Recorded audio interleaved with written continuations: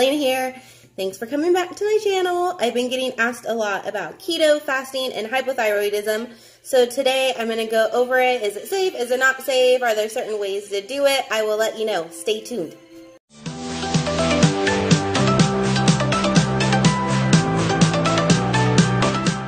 Hey guys. Okay, so I get asked this all the time. If I have hypothyroidism, can I do keto? Can I do fasting? Please let me know. So first I want to say I'm not a nutritionalist, so please talk to your doctor or nutritionist before you start any new way of life, just to make sure it's best for you. But I am going to say that I know a ton of people who have hypothyroidism who are having extreme success using fasting and keto, or fasting or keto, whatever one works for them. I'm seeing all of it, and you know, all these women are so excited because they're finally seeing their weight drop, they're feeling better. So I do definitely recommend it, as long as your doctor says it's okay, and I think it's something worth trying if you do have hypothyroidism. The great thing about keto is that it is anti-inflammatory because you aren't filling your body with carbs, so that's going to make you feel a lot better. And also when you're in ketosis, which is where your body switches from burning sugar to burning fat, it makes it a lot easier for your metabolism to be efficient, which makes your thyroid not have to work as hard, which could help if you have hypothyroidism. So if you are going to do keto, then I do recommend a few things. The first is that you check out my Ultimate Beginner's Guide to Keto, because there are a lot of great tips in there. But if you have hypothyroidism, there's a few more things that you need to do. The first is I want you to track your food for a day, eating normally, see where you're at carb-wise. You know, you could use something like Carb Manager, and then you're gonna slowly go down on your carbs. So don't just go straight over to 20 net carbs a day, because anybody is gonna feel a keto flu symptom, right? If you go from like 200 carbs a day to 20 net carbs a day, your body is going to freak out. And if you have hypothyroidism, you're already dealing with, you know, being tired, maybe feeling depressed, and you don't want to overly stress your body, especially if you have hypothyroidism. Stress is not your friend, right? So instead of doing that, what we're going to do is slowly go down in carbs, you know, maybe take it down 20 net carbs a day, and kind of get to where you're between 20 and 50, and that's going to take away a lot of those symptoms of feeling keto flu, like more tired, feeling sick. You're not going to be feeling like that. It'll give you more chance of feeling great while you're starting this journey. The second idea that you could do is that nightly you can have a carb up. So carb up would be something like a sweet potato with your dinner. This kind of helps your body if you have hypothyroidism. It also helps prevent binges. It is a tip that I have learned while researching hypothyroidism and keto. And you could also do what's called carb cycling, which is where you'll, once you're down to your 20 net carbs a day, right? Once you've worked your way down there and then you've figured out your macros and you're feeling great, you could do a carb up once a week. So you'll do 6 days keto, 1 day carb up, healthy carbs.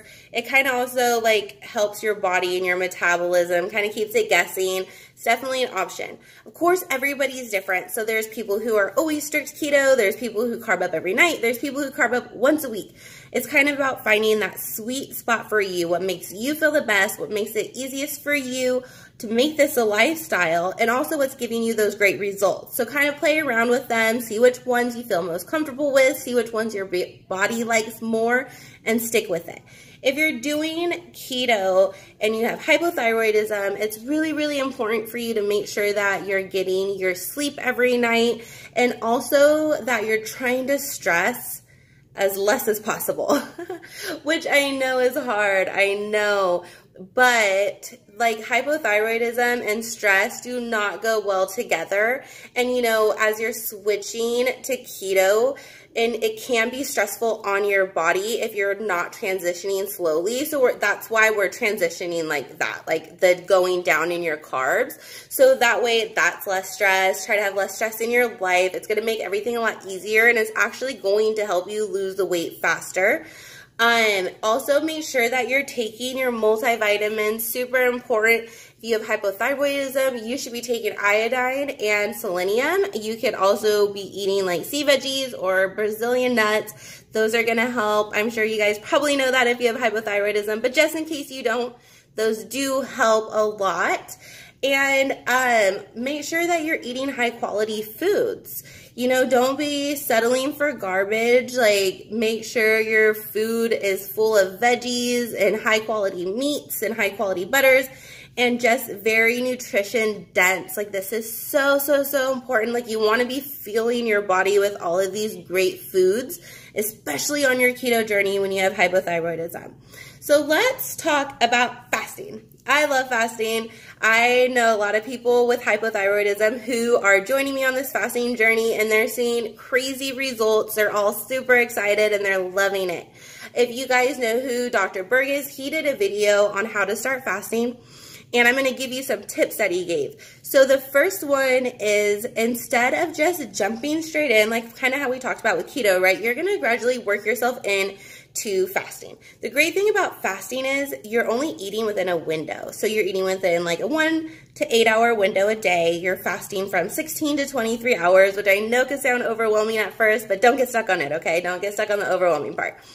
And when you're fasting, because your insulin is not getting spiked, your body has time to do all these amazing healing within itself. And there's a ton of benefits, so many benefits. I actually have a video on my YouTube channel about it if you want to check it out. But when you start with intermittent fasting and you have hypothyroidism, what's recommended that you do is that for 3 weeks, you're going to eat 3 meals a day with no snacking, right? Breakfast, lunch, dinner, no snacking. And then after 3 weeks, you're going to go to 2 meals a day. So you're going to do early lunch, early dinner, and no snacking, okay, for 3 weeks. And then eventually you could get down to 1 meal a day if that's where you feel comfortable with. If you feel comfortable with 2 meals a day, totally stick with it. You're still going to see great results. You're still going to feel amazing. If you need help on fasting, I have a lot of fasting videos on my channel with tips and tricks that you could use while you're doing it. But it's really giving your body time to be in ketosis, to be burning fat as fuel, to be boosting your metabolism and to be healing on the inside. And so it's really, really great.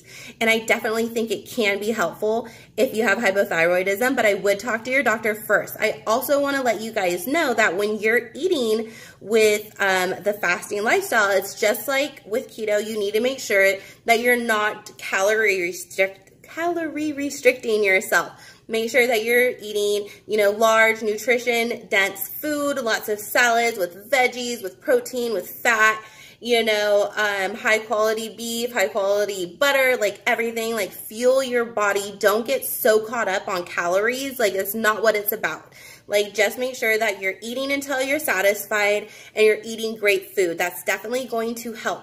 Guys, I wish you the best on your keto and fasting journey. I really hope this helps you. If you have any more questions about hypothyroidism and keto or fasting, please drop them in the comments or send me an email.